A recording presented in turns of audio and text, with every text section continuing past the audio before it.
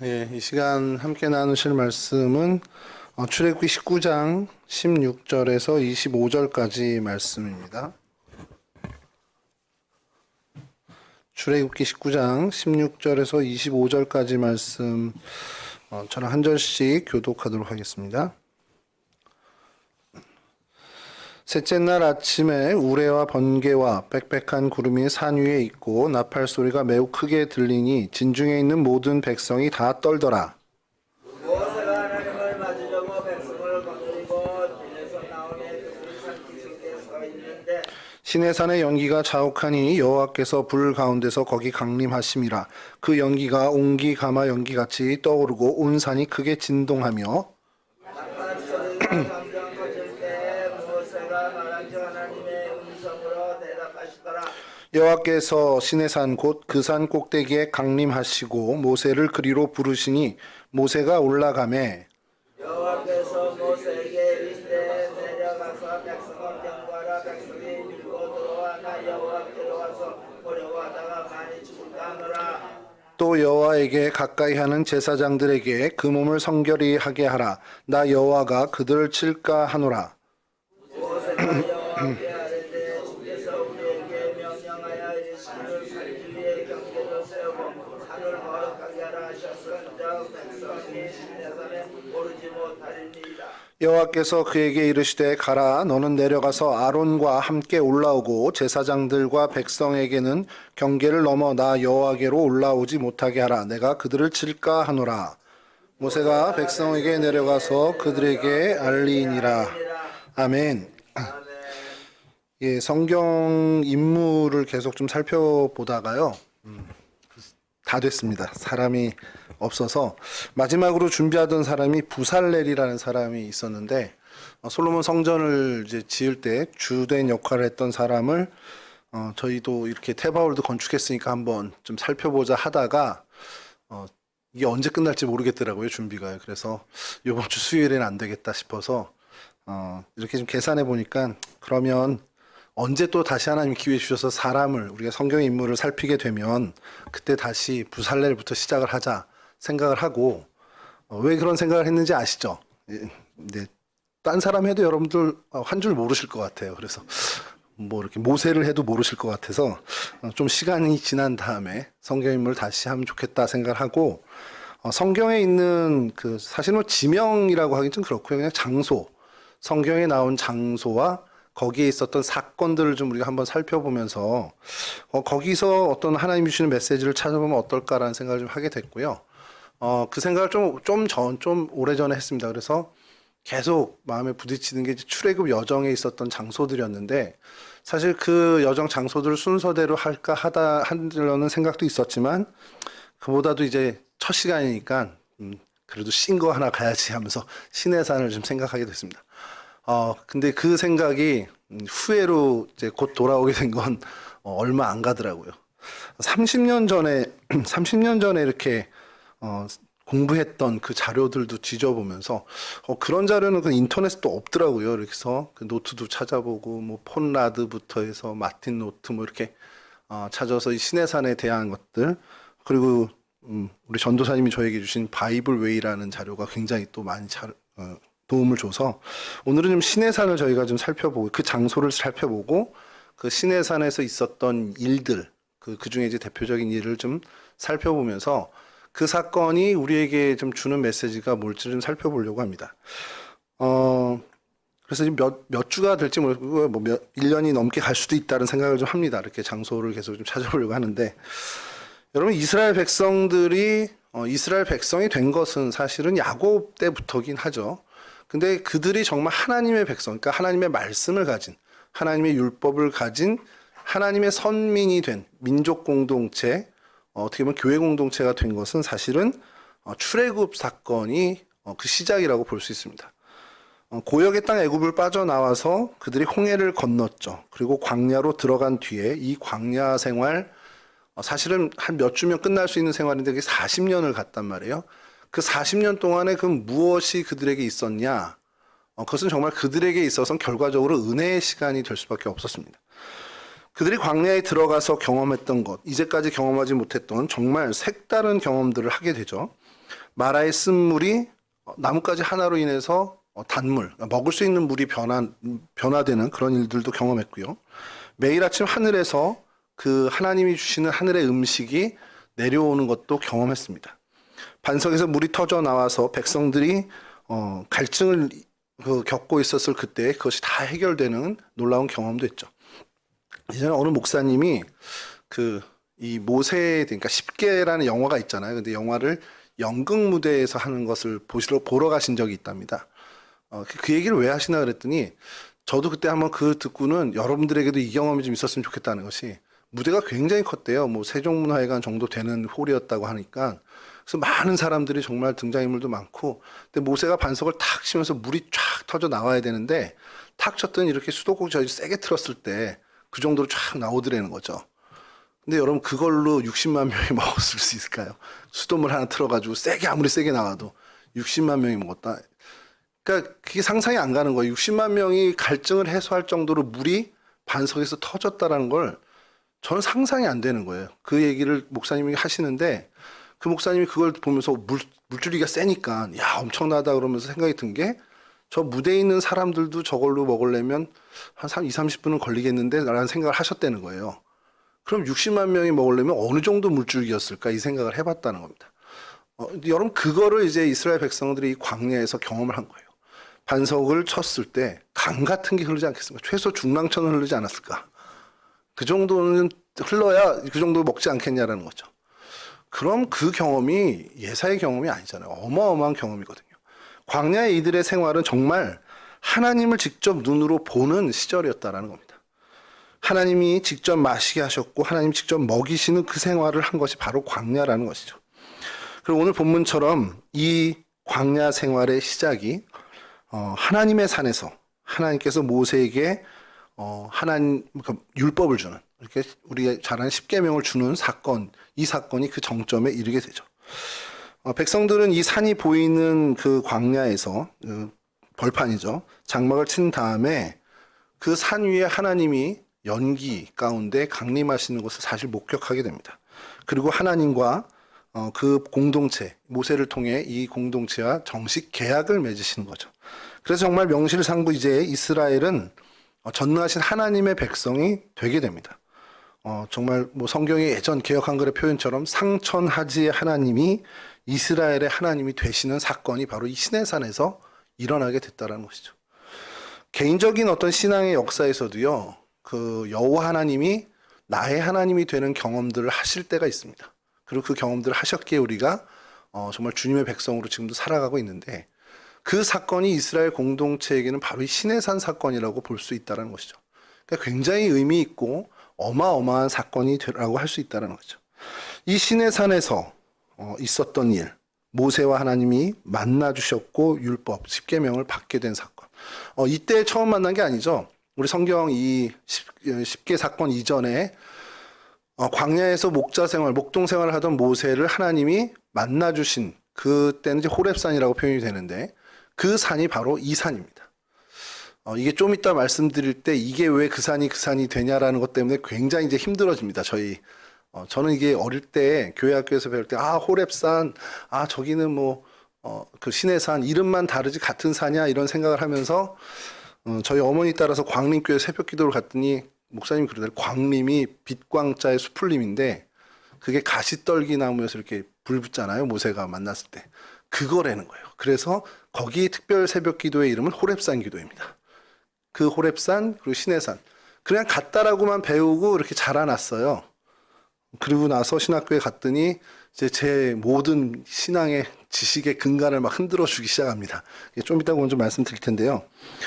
시내산 그러면 모세가 십계명을 받은 산입니다. 이게 그냥 뭐를 다 해도 뭐 이것저것 다 제하고 고려를 해도 모세가 십계명을 받은 산은 바로 이 시내산입니다. 출애굽기 24장 16절에서 18절 말씀인데 이거 제가 좀 읽어드리겠습니다. 여호와의 영광이 시내산 위에 머무르고 구름이 엿새 동안 산을 가리더니 일곱째 날에 여호와께서 구름 가운데서 모세를 부르시니라.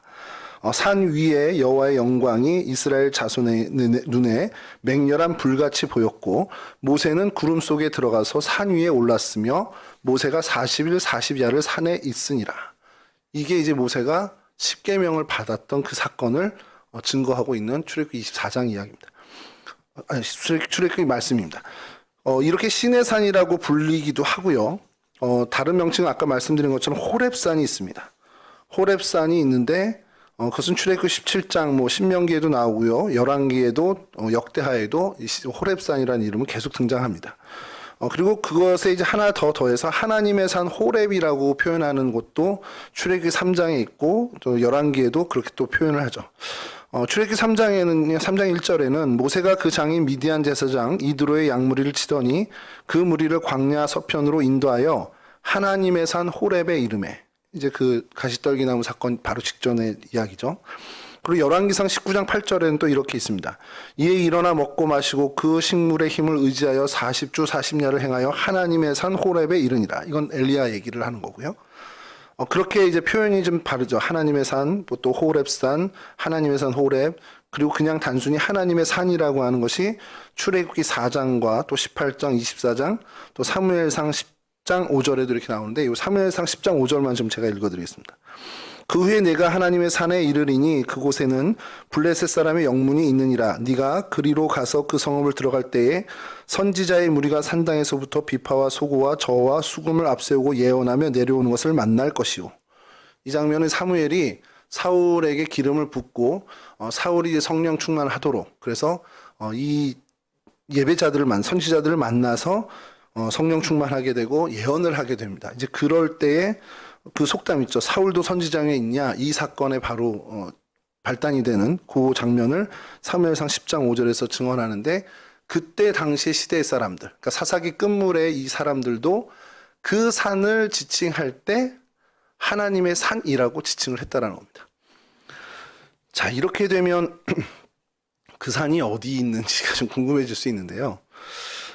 정확한 위치는 아직도 두 의견이 팽팽하게 싸우고 있습니다. 정통적으로 이야기한 것은 시내 산이니까 시내의 광야, 시나이 반도 시나이 광야에 있는 그 산을 얘기를 하죠.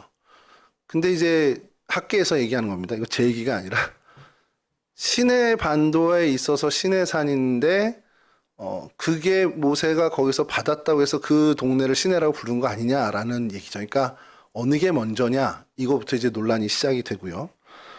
그래서 여러분 제가 사진을 하나 갖고 왔는데요. 출애굽 여정 사진을 한번 좀 띄워주시죠. 있을까요, 전사님? 출애굽 여정이. 또 모니터가 그렇게 됐군요.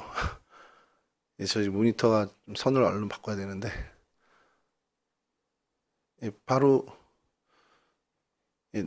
나오면 바로 좀 띄워주세요. 정통적으로 이제 출애굽 여정을 성경학자들이 이야기할 때 여정이에요, 여정. 지도 이렇게. 예. 이게 좀 안 보이는군요. 어디를 건넜느냐에 따라서 이게 좀 많이 달라지고요. 그리고 그 어디를 건너느냐에 따라서 달라지는 것이 또 충격적이게 달라질 수 있는 게 이게 시나이 반도인데 저 미디안이라고 써있는 오른쪽 아래 있죠. 저희가 아라비아 땅입니다. 그러니까 지금 현재 사우디아라비아 땅인데 거기를 또 홍해로 주장하는 경우도 있습니다. 이건 그냥 다 이제 학설이에요. 학설이고 아무도 모르죠, 어딘지. 그래서 이 시나이 반도 아래쪽에 있는 산, 그 정통적으로 시내산이라고 이야기하는 그 산, 사진 좀 한번 보여주시죠. 시나이 반도 산이라고 되어 있는 그 파일 좀 열어주시면 그거 아니고요. 예, 요 모양을 가지고 있는 산이고요. 성지순례 다녀오신 분들은 대부분 이 산을 올라갔다 내려오신 걸로 이렇게 알고 있습니다. 그 다음에 아라비아 산이라고 되어 있는 부분은 이건 정통적으로 아까 말씀 시나이 반도에 있는 산이다라고 하는 것과 좀 반대로 거기가 아니고 아라비아 반도에 있는 산, 정확히 하면 라우즈 산이라고 이름이 붙여져 있는데 이 산이 아마 시내산일 거다. 그러니까 그 봉우리가 두 개 있잖아요. 그래서 뭐 그걸 또 세분화해가지고 뒤쪽에 있는 저 하나 일자로 돼 있는 봉우리가 시내산 그 십계를 받은 곳이고 가시떨기 나무에 사는 그 앞쪽의 봉우리 호렙산이라고 이렇게 불렸다라는 주장성이 좀 복잡한 게 많이 있습니다. 자, 근데 왜 그러는지를 얘기를 좀 들어봐야 되잖아요. 이 사람들이 왜 그러면 정통적으로 이 시내산을 시나이 반도에 있는 산이 아니라 여기다라고 얘기하는 건 뭐냐면 몇 가지 이유가 있는데요. 이게 마틴 노트 그리고 또 폰라드라는 그 독일 신학자들이 하는 얘기입니다. 그래서 당시 이 자리가 애굽의 영토였다라는 거예요. 그러니까 애굽을 탈출해서 이제 그 홍해를 건너서 그쪽으로 갔는데 애굽의 영토, 그러니까 시내산 그 밑에 들판에서 한동안 머물잖아요. 거기에 이렇게 오래 있을 리가 없다라는 거예요. 이집트 영토인데 출애굽해서 어떻게 애굽 땅에 계속 머물겠느냐. 이제 그 얘기를 합니다. 그래서 그곳에 오래 머물지 않았을 것이라는 것이고, 또 하나는 그곳에 정말 오래 머물렀다면 그들의 흔적이 이제 고고학적으로 좀 남아 있어야 되는데 몇 차례에 걸쳐서 그곳을 이제 수색한 고고학자들이 있는데 흔적을 전혀 발견하지 못했다라는 겁니다. 이제 그것이 이제 두 번째 이유가 되는 거죠. 자, 이거에 대해서 정통 이제 시나이 반도에 있는 시내산이 아니 시내산 맞아라고 주장하는 분들은 뭐라고 얘기하냐면 당시 이집트 영토이긴 해도 뭐 지금처럼 국경이 이렇게 있는 것도 아니고 군대가 닿는 거리까지가 사실은 영토잖아요. 실질적인 영토다 보니까 당시 이집트 군대는 이미 전열이 무너진 상태였다라는 거예요. 그게 뭐 몇 년이 걸릴지 몇십 년이 걸릴지 모를 정도로 무너져 버린 상태였기에 이집트 땅이라 해도 거기까지는 이집트의 군사력이 그러니까 미치지 못했을 거라는 것을 이야기하고요. 또 하나 이제 결정적으로 얘기하는 것은 유목민은 흔적을 남기지 않는다라는 겁니다. 근데 그거는 아시아권도 마찬가지예요. 유목민들이 그 자리에 있다가 떠날 때 자신들의 흔적을 일부러 지우고 떠나는 그거 있습니다. 그러니까 유목민들은 대개 그 생존의 이유겠지만 흔적을 남기지 않는다는 것. 그것이 당연히 흔적이 없는 이유가 된다라는 것이죠. 그러면서 이 아라비아에 있는 산을 주장하는 이 폰라드나 아니면 마틴 노트 같은 경우는 여기에 황금 우상, 황금소 우상 있었잖아요. 황금송아지. 그 우상을 섬겼던 제단으로 추정되는 흔적들이 있다라는 거고요. 또 하나는 그 제사 때 쓰였던 장소인 것처럼 음각으로 이렇게 바위에다가 소 모양이나 이런 것들을 그림으로 각을 이렇게 조각칼로 이제 한 흔적들이 있다라는 것으로 이야기하고 모세의 장인 이드로로 추정하는 그 사람의 무덤이 거기서 발견됐다라는 고고학적인 발견으로 그 아까도 말씀드린 라우즈산을 신의 산이 아니냐라는 주장을 하게 됩니다. 사실 그거는 그때 당시에 제사를 지냈던 흔적인지 아니면 전혀 다른 그냥 제사 문화에서 종교적인 행위를 했던 흔적인지 아무도 모른다라는 거죠. 그러니까 그것도 확실한 증거가 될 수 없다라는 겁니다. 근데 이 논쟁에서 제가 좀 주목하는 것은 2차 중동 전쟁이 있었는데요. 차라리 전 그걸 더 앞세우면은 시나이 반도에 있는 산이 아닐 수 있겠구나라는 생각이 좀 더 강해지는 것이 2차 중동 전쟁 때 이스라엘이 여기까지 다 영토를 확보합니다. 그리고 난 다음에 이제 계속 회담을 거쳐서 그 땅을 이집트에게 다시 반환을 하죠. 여러 가지 조건을 가지고 이제 전쟁이 끝난 다음에 반환을 하는데 이게 진짜 그들에게 모세의 신의 산이었다면 반환을 했겠냐. 이제 그 얘기를 하는 학자들이 있는데 사실 그게 좀 더 어떻게 보면은 현실적인 증거가 되겠다라는 생각을 하는 거죠. 왜냐하면 유대교도 이 신의 산은 어마어마한 자신들의 성지입니다. 우리 카톨릭이나 개신교뿐만 아니라 유대교도 어마어마하죠. 사실은 또 이슬람교 조체에서도 이 모세를 무사라고 해서 성인으로 취급을 하고 있거든요. 그러다 보니까 이 시내산에 지금 시내산으로 정통적으로 알려진 산에 모스크도 있고 성당도 있고 수도원도 있습니다. 그곳에. 그만큼 이제 중요한 역사적 가치를 갖고 있는데 유대인들이 이스라엘이 그곳을 점령하고 그것이 진짜 신의 산이었다라고 여겨졌다면 이집트에게 그걸 반환할 리가 없다라는 것을 이제 주장하죠. 어느 학자들이. 그러면 그 학자들의 이야기가 좀 더 좀 신빙성 있는 것 아니냐라는 얘기를 하고 또 하나는 아까 말씀드린 라우즈 산이 그 지도에서 처음 발견된 미디안 광야에 있었습니다. 거기가 이드로 이제 모세의 장인인 이드로의 영역이라고 할 수 있는 그 민족의 땅이죠. 그리고 모세도 미디안 광야로 도망을 치죠. 그리고 거기서서 목자로서 양치기를 하다가 하나님을 만난 게 호렙산이고 그 호렙산이 시내산과 동일하다면 그 아라비아에 있는 산이 시내산일 가능성이 크다라는 것을 주장합니다. 자, 자, 이렇게 많은 얘기들이 있고 논란이 있는데 결정적으로 문제는 어느 것 하나 확실하지 않다라는 겁니다. 그러니까 사실 그게 시나이 반도에 있냐, 아라비아에 있냐, 이걸 뭐 중요하게 여기는 분들도 있겠지만 성경에 있는 게 이게 어디다 저기냐에 따라서 우리에게 주는 메시지가 달라지지는 않는다라는 것. 그게 사실은 더 중요한 포인트라는 것을 좀 얘기하고 싶고요. 여하튼 이렇게 신의 산에 대해서 참 논란도 많은데 이 라우즈 산 쪽, 이 아라비아에 있는 산이라고 이야기하는 사람들은 제일 이제 강력히 주장하는 것이 갈라디아서 4장 25절을 들면서 얘기를 합니다. 한번 요건 좀 읽어드릴게요.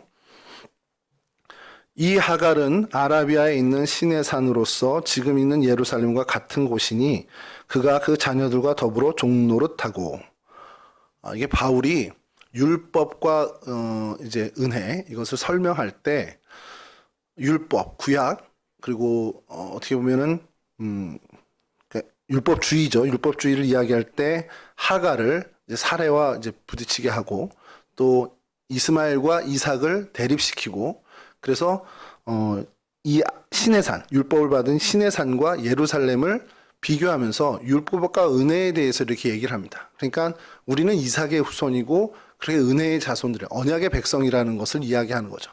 그래서 바리새인들이 이야기하는 것처럼 그 율법주의에 빠지는 것, 그런 것에 대해서 경계하기 위해서 그렇게 예를 듭니다.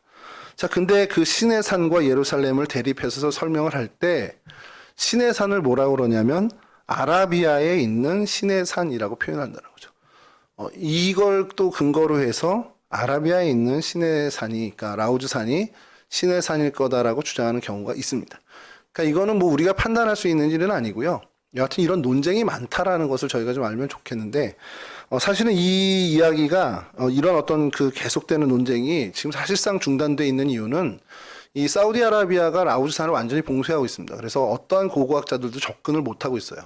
그러니까 더 가서 뭐 고고학적인 발견을 하고 싶어도 현재로서는 할 수 없는 상황이어서 논란은 아직까지 계속되고 뭔가는 결론이 나지 않고 있는 상황입니다. 여하튼 이 신의 산, 예벨무사 혹은 자별무사라고는 모세의 산이라고 불리우고 있습니다. 현재는 그렇게 돼 있고 1934년에 다시 재건한 모세 기념교회가 현재 있습니다. 그 시나이 반도에 있는 그 신의 산이라고 우리가 좀 여기고 있는, 그만큼 이제 사람들이 이 신의 산에 대해선 교회사적으로 많은 관심을 가졌고 그곳에 뭔가 많은 것을 의미를 부여하려고 애를 쓰죠. 성경의 이야기도 저희가 아까도 말씀드렸지만 엘리야가 갈멜산에서 바알 선지자를 죽인 다음에 이세벨을 피해서 숨었던 산도 바로 이 호렙산, 여호와의 하나님의 산 호렙산입니다. 신의 산이 이제 신약에 와서 바울에 의해서 좀 사용된, 좀 전에 말씀드린 것처럼 갈라디아서 4장에서 율법에 대치되는, 복음과 율법을 비유적으로 이야기할 때 신의 산과 예루살렘을 대치시키고 하갈과 사라 또 이스마엘과 이삭을 대치할 때 상징적으로 이 신의 산과 예루살렘을 대치하는, 그래서 신의 산을 계속해서 신약 시대에 와서도 계속해서 그 이스라엘 백성들 성경에서는 언급을 하고 있죠. 이후에 교회사에서도 이곳에 뭐 캐서린 수도원이라는 것이 이제 생겨가 되는데, 뭐 그것은 좀 많아요. 뭐 콘스탄틴 황제의 어머니 엘레나에 의해서 세워지고 그래서 성모 마리아에게 헌납한 그런 수도원인데, 그 수도원이 또 의미를 갖게 된 것이 굉장히 유명한 신의 산 사본이 그 수도원에서 발견이 되게 됩니다. 그리고 2000여 개가 넘는 그 이콘이라고 하는 성화들도 그것에서 발견이 되고 보존되고, 여하튼 지금은 이제 그 동방교회, 동방정교회 소속의 수도원이긴 한데 그렇게 역사적인 가치를 현재까지도 많이 담고 있는 곳이 바로 이 신의 산이라는 것이죠. 자, 이 신의 산이 어떻게 보면 이제 장소적으로는 이렇게 저희가 좀 살펴봤는데, 중요한 거는 오늘 그것을 뭐 이렇게 논쟁이 있다 이 정도만 살피고, 중요한 건 그러면 이 신의 산에서 있었던 가장 핵심적인 일이 뭐냐. 모세가 가시떨기 나무에서 하나님을 본 사건도 중요한 사건인데, 오늘 좀 우리가 좀 주목할 만한 사건은 바로 이 십계명을 받았다라는 것을 좀 주목해 보자라는 겁니다. 신의 산 그러면 제일 먼저 스쳐 지나가는 거는 십계명입니다. 그러니까 십계명 그러면 하나님의 율례를 받았다라는 것이죠. 그러니까 하나님의 율법을 받은 그곳이 바로 어떻게 보면 신의 산입니다. 근데 여러분 가만히 출애굽기를 읽어보면 신의 산에서 모세가 받은 규례가 십계명, 그 율법의 어떤 조항들만 받은 게 아니라, 그 규례만 받은 것이 아니라 성막제도, 성막에 대한 규례도 받았다라는 거예요. 사실 어떻게 보면은 양으로 치면은 이 성막의 규례가 훨씬 더 양이 많습니다. 성막을 네가 지어야 되는데 이렇게 지어라 저렇게 아주 그냥 세밀하게 재료부터 사이즈까지 하나님이 하나하나 다 기록하게끔 합니다.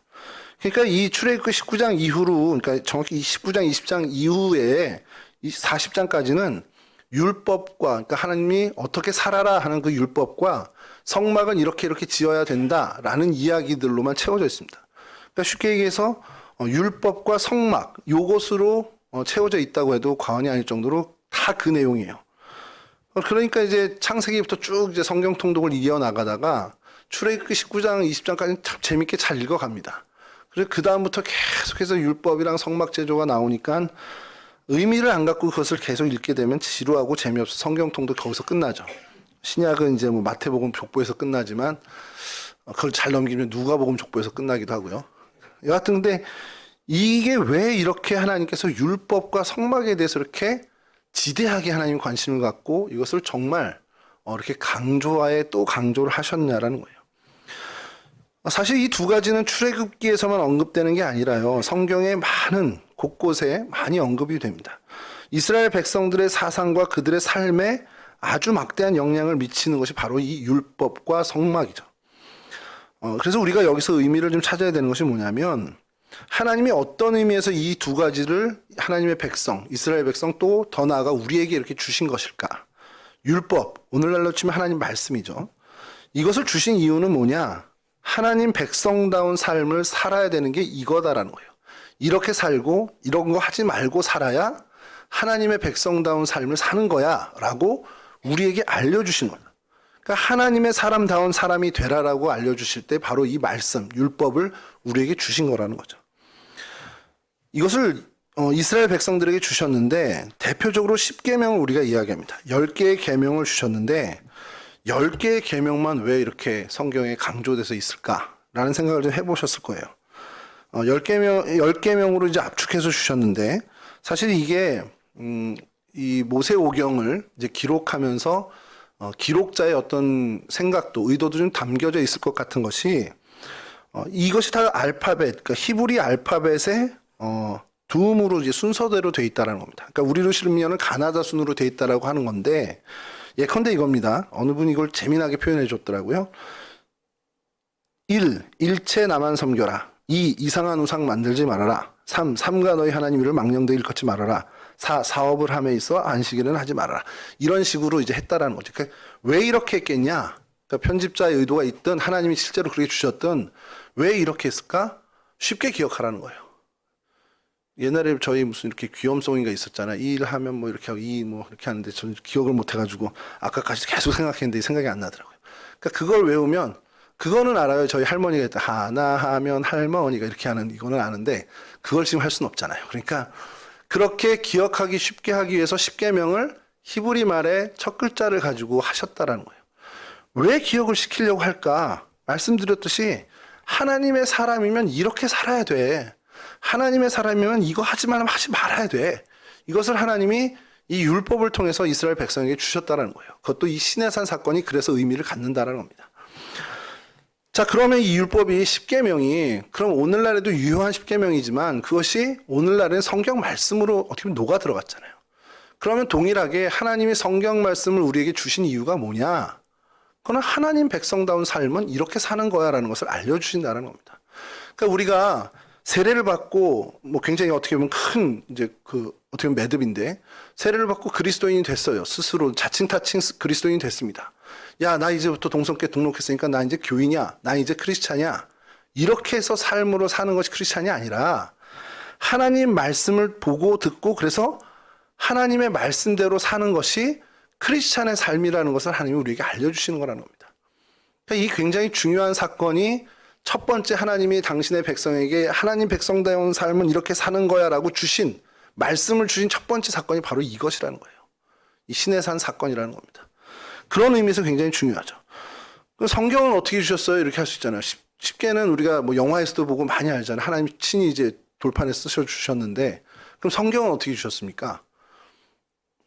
그래서 성경은 또 정경화 과정을 저희들이 쭉 해야 되는데 이 정경화 과정도 되게 복잡합니다만 간단하게 그냥 두 가지만 얘기하면 구약은 얌리아 회의라는 곳에서 정해집니다.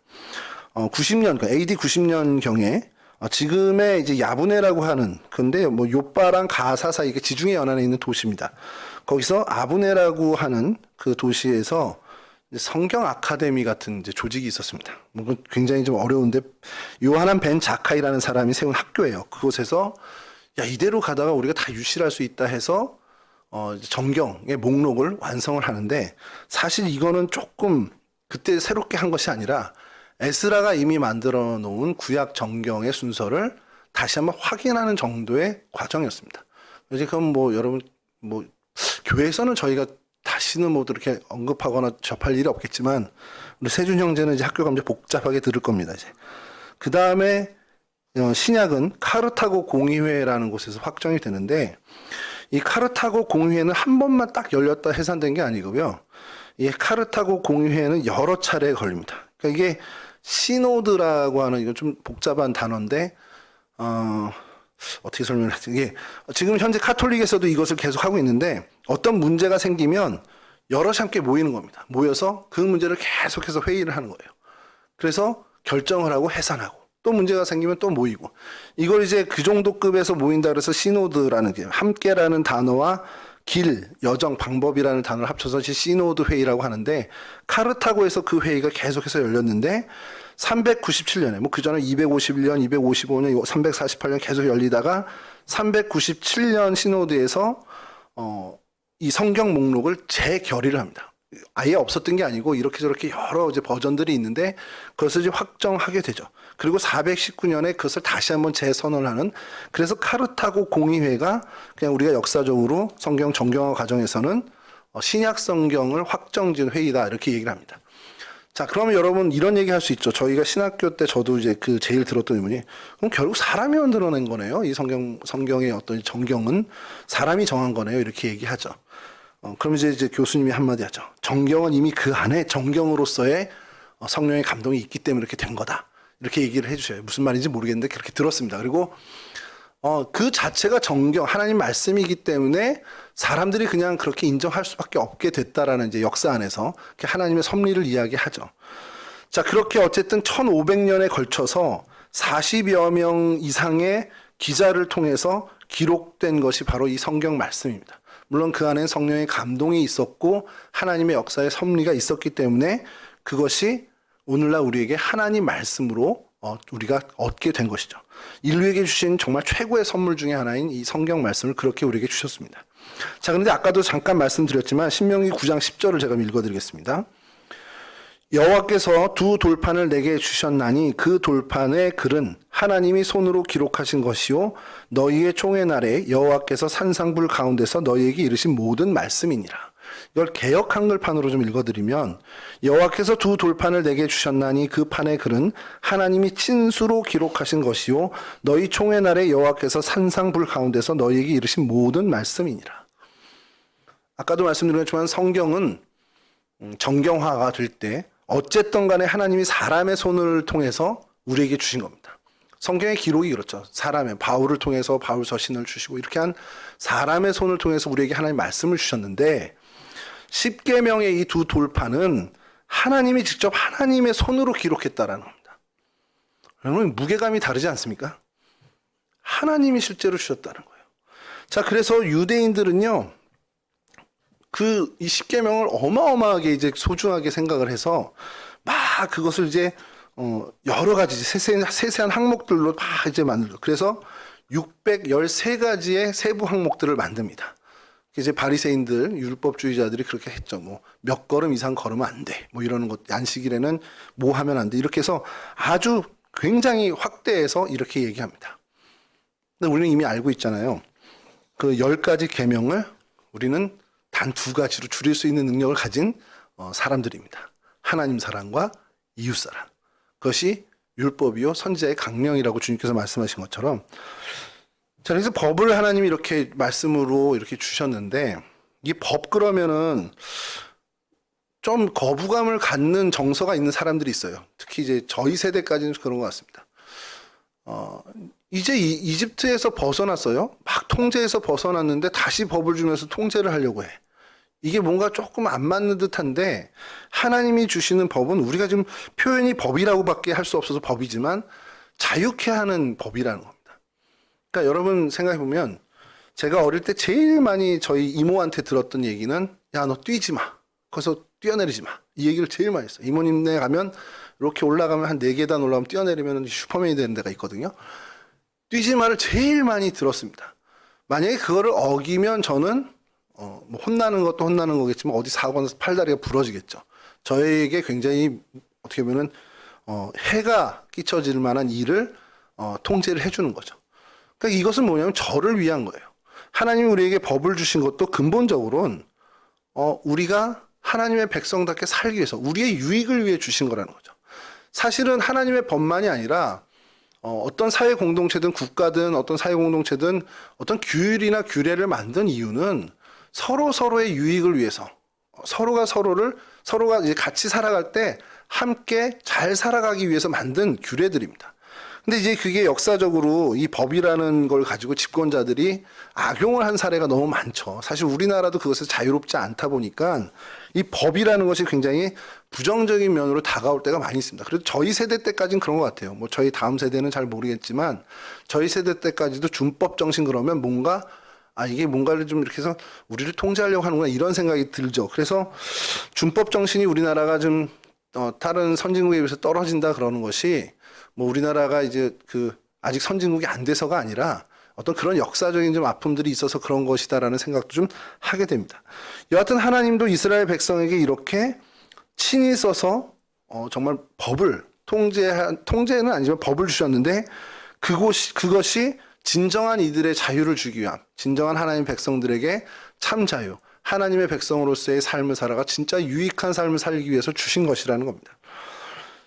여러분 이것이 오늘 우리가 받은 그 성경 말씀의 핵심이 되는 것, 그래서 그것을 두 가지로 주님께서 요약해 주신 것이 하나님 사랑과 이웃 사랑이라는 거죠.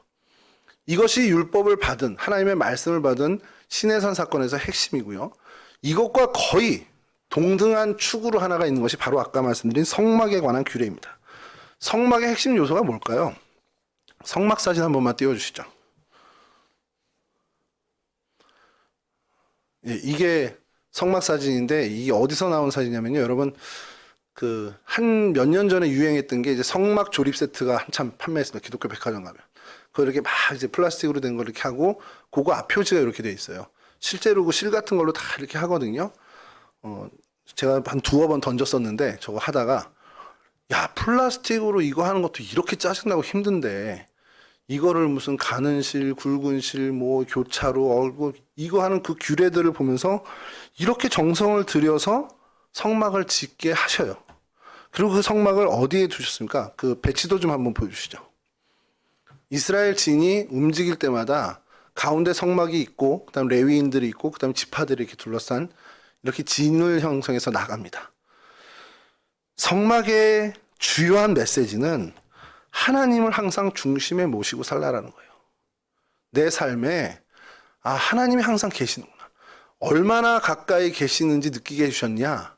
낮에는 구름기둥, 밤에는 불기둥으로 우리의 육신의 눈으로 하나님의 임재를 보게 하신 시간이 바로 이 광야의 시절입니다. 성막을 제조하고 그 성막을 쳤다가 펼쳤다가 설치했다 철거했다 계속 움직이면서 그들은 계속 생각하는 거죠. 하나님이 우리 진중에 계시는구나. 하나님이 여기 계시는구나. 이 생각을 계속해서 각인시키는 겁니다. 그래야 하나님 백성으로 살 수 있다라는 거예요. 하나님이 내 삶의 자리에 정말 우리가 우리 담임 목사님 늘 말씀하실 때마다 코람데오 얘기하시잖아요. 하나님 앞에 우리가 있다라는 것을 계속 각인하고 살 때만 우리는 하나님의 백성이 될 수 있다라는 거예요. 여러분 우리도 마찬가지지만 이스라엘 백성들에게 왜 하나님이 이렇게까지 하셨을까? 생각해보면 그렇습니다. 이제 갓 노예 생활을 벗어난 이스라엘 백성들이요.